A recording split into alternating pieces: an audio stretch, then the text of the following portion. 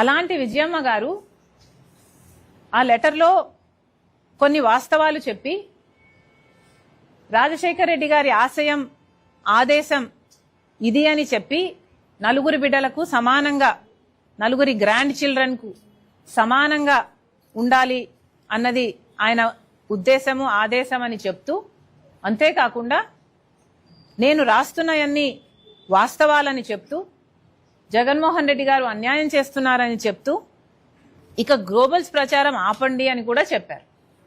పదే పదే ఆస్తుల విషయం మాట్లాడకండి, అసలు తెలియని వారు మాట్లాడడం ఎందుకు అని కూడా విజయమ్మ గారు ప్రశ్నించారు. ఇక డీసెన్సీ ఉన్న వాళ్ళు ఎవరైనా సరే మాట్లాడకూడదు. నాకు కూడా మాట్లాడడం ఇష్టం లేదు. కానీ ఇంకా వైసీపీ వాళ్ళు మాట్లాడుతున్నారు అంటే ఇక మొరగడం కుక్కల నైజం అనుకోవాలి. వారికి కూడా ఇది వాస్తవం అని తెలుసు కాబట్టి. కానీ నిజం వాళ్ళ పక్షాన లేదు. వాళ్ళందరూ అబద్ధాలు ప్రచారం చేస్తున్నారు కాబట్టే వాళ్లకు దమ్ము లేదు.